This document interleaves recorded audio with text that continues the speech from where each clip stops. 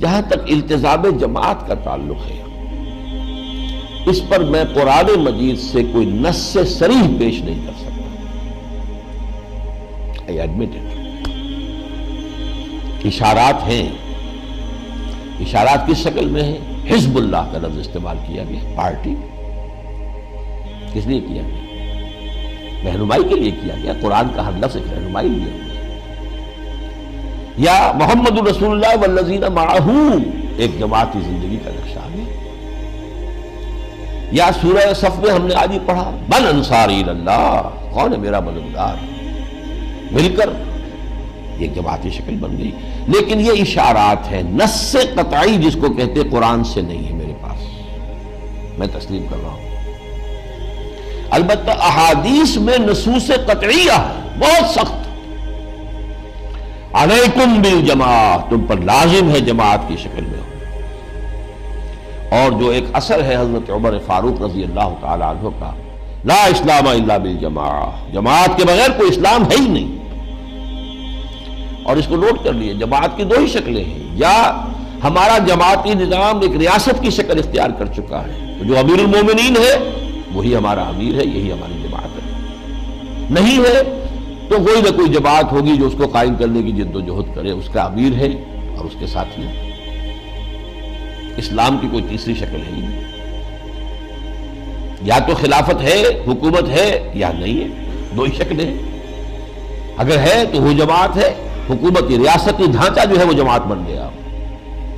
اور اگر وہ نہیں ہے تو اس کو قائم کرنے کی جد و جہد کے لیے جماعت اس کا نظام ہو جائے. اس میں سب سے اہم جو حدیث ہے حضرت حارث اشعری سے رضی اللہ تعالی عنہ، مسند احمد بن حنبل جامع ترمذی کی روایت.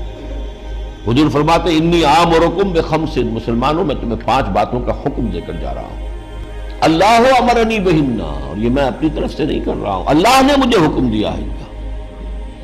بالجماعت والسمع والطاعت والہجرت والجہاد فی سبیل اللہ. جماعت کی شکل، اور جماعت بھی سمع و طاعت والی، لسن اینڈ اوبے، سنو اور اطاعت کرو، منظم.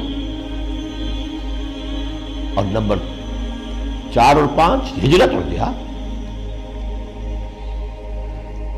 تو جہاں تک کہ احادیث کا تعلق ہے اس میں تو بڑی شدید جو ہے مضبوط نصوص قطعیہ موجود ہے جماعتی زندگی کے لیے. قرآن میں نہیں ہے، البتہ عقل سلیم، منطق، سمپل لاجک، وہ سب سے بڑی دلیل ہے کہ نظام کی تبدیلی بغیر کسی جماعت کی جد و جہد کے ممکن نہیں. کسی خیال کو ایک شخص بھی پھیلا سکتا ہے. کوئی آتھر ہے، اس نے کتاب لکھ دی ہے، حال پھیل جائے گا، آج نہیں کل پھیل جائے گا. کوئی انسٹیٹیوشن ہے، کوئی علی گڑھ کا اسکول بن گیا ہے، علی گڑھ کا کالج بن گیا ہے، اس سے کچھ خیالات پھیل جائیں گے. نظام نہیں بدلتا ان چیزوں سے. For that you need a party, a revolutionary party, very much disciplined party. لیکن تو سارے مراحل آئیں گے کہ جو آتے ہیں، جنگیں بھی آئیں گی، تصادم بھی آئے گا. اور یہ جو ہے کوئی موب نہیں اس سے عہدہ برا ہو سکتا. کوئی ڈھیلا ڈھالا سٹرکچر جو ہے اس کے تقاضے پورے نہیں کر سکتا. You need a disciplined party. بحالات موجودہ اقامت دین کی جد و جہد ہم میں سے ہر ایک پر فرض عین ہے، اولین فرض.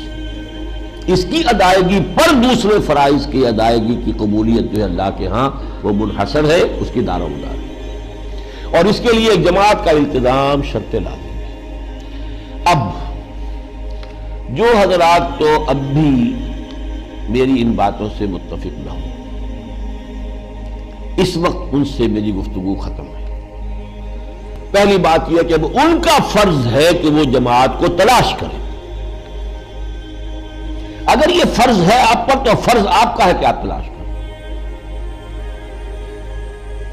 اگر ضرورت آپ کی ہے، جوتے آپ کو پہننے ہیں، تو جا کے آپ دکان پہ 4 دکانیں 10 دکانیں دیکھ کر جوتا خریدتے ہیں. ضرورت ہے.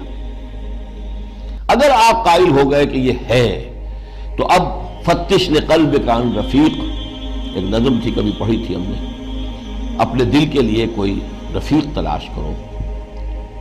اسی طریقے سے کہہ رہا ہوں، اپنے لیے جماعت تلاش کیجیے.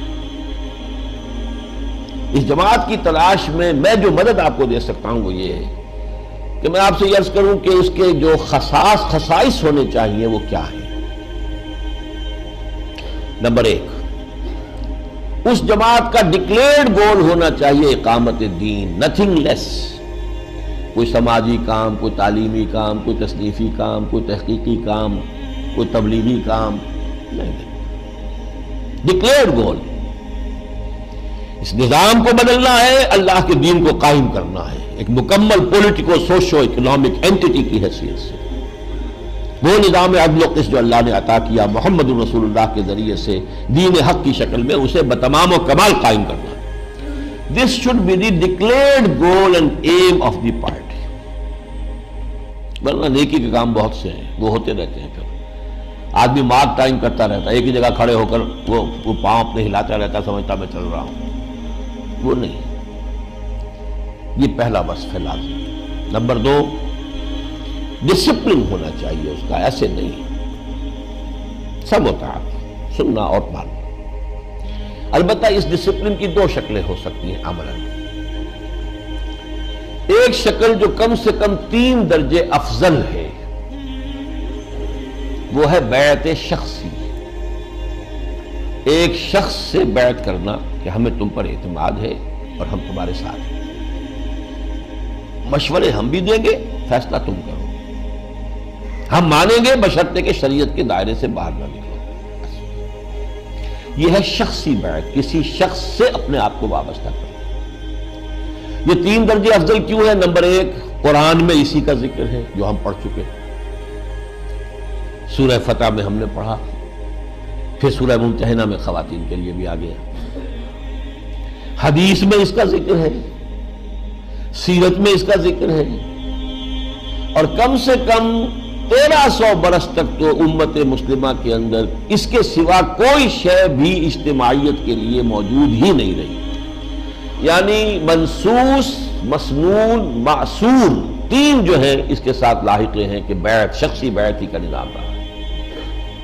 حضور نے بیعت لی، خلفاء نے لی، اگر وہ خلافت بگڑ رہی تھی اور حضرت حسین اس کو ٹھیک کرنے کے لیے میدان میں آئے تو بیعت لی۔ یہ دوسری بات ہے کہ وہ کوفی جو ہے اپنی بیعت توڑ گئے بعد میں، لیکن جو بھی کوشش ہوئی بیعت پر ہوئی، حکومت بنی تو بیعت پر بنی۔